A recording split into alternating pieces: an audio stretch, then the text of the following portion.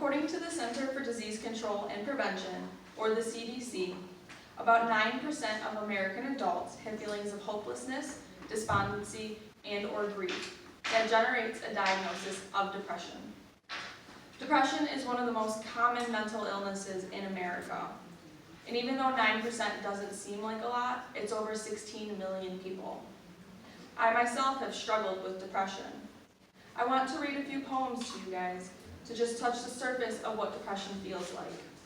The first poem was written by a well-known poet, Emily Dickinson. She was born in 1830 and passed away due to a kidney disease in 1886.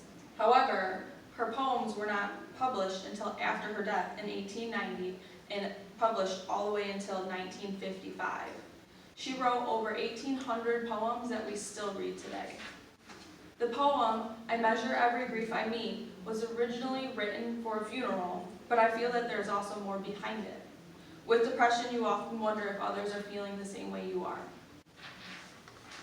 I measure every grief I meet with narrow, probing eyes.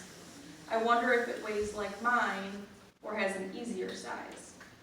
I wonder if they bore it long or did it just begin. I could not tell the date of mine. It feels so old a pain.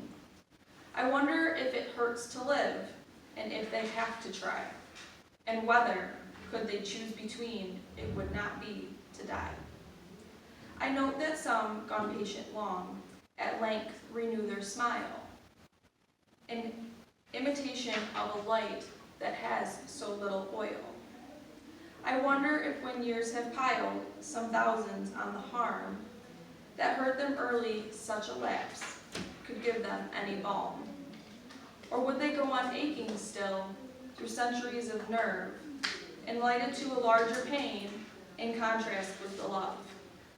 The grieved are many, I am told. There is the various cause. Death is but one and comes but once, and only nails the eyes. There's grief of want and grief of cold, a sort they call despair. There's banishment from native eyes, in sight of native air. And though I may not guess the kind correctly, yet to me, a piercing comfort it affords in passing Calvary. To know the fashions of the cross and how they're mostly worn, still fascinated to presume that same are like my own. Her poem shows how depression makes you question other people's sorrow. You wonder if your pain is different or if you feel on different levels. The next poem is called Solitude. It was written by Ella Wheeler Wilcox. She was born in 1850. She wrote her first poem by the age of 8, and she was published by the age of 14. This specific poem was published by the New York Sun in 1883. Laugh, and the world laughs with you. Weep, and you weep alone.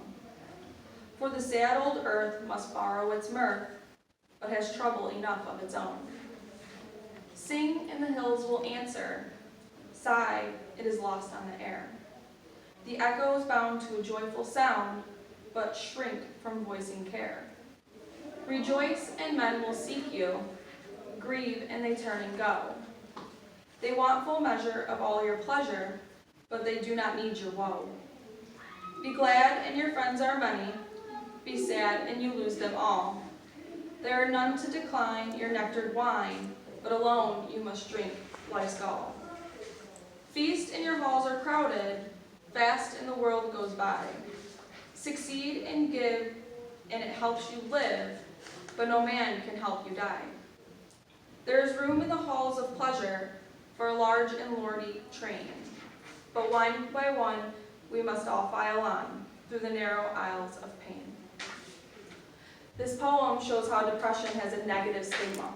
People will often celebrate the happy times with you, but when you are depressed, it seems that they seem to disappear.